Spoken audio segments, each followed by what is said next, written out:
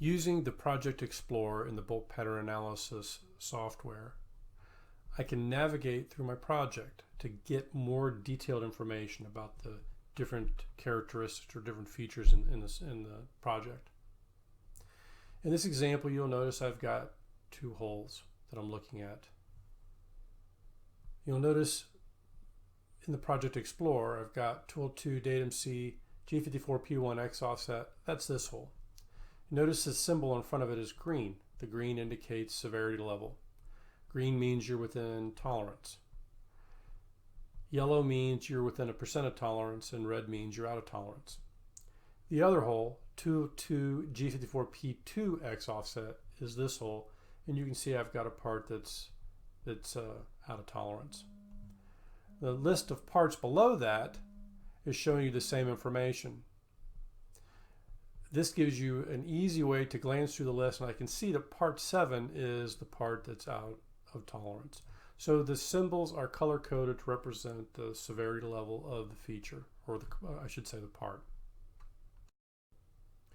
You may also see another symbol which indicates that a feature inside the part is beyond tolerance limits. If you see a greater than symbol, that means there's a feature in the part that's beyond 2 times the tolerance limit. If you see a symbol which has 2 greater than signs, that means there's a feature in the pattern that is beyond 3 times the tolerance limit. So if I were to adjust the data for this pattern, I'll use the adjustment tool to do that. This will demonstrate what I'm trying to convey. You'll see that all the parts have a greater than sign symbol except parts 10, 13, and 14. This particular feature, the Tool 2 G54P2X offset, is now beyond 2 times the tolerance limit.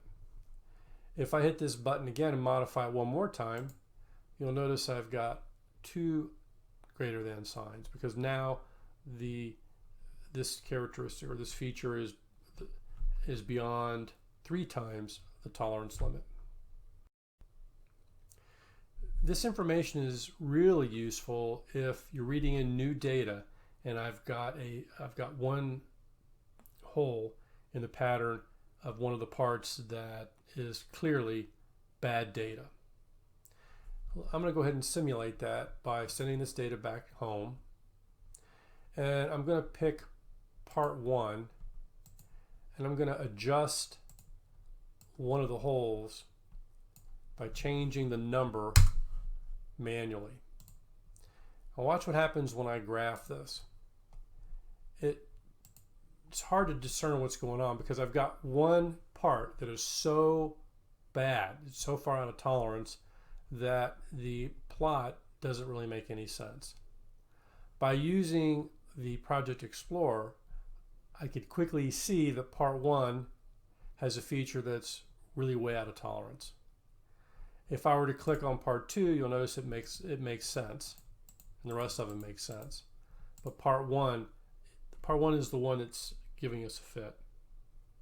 So I can then quickly delete that, and now it makes sense. And I can continue with my analysis.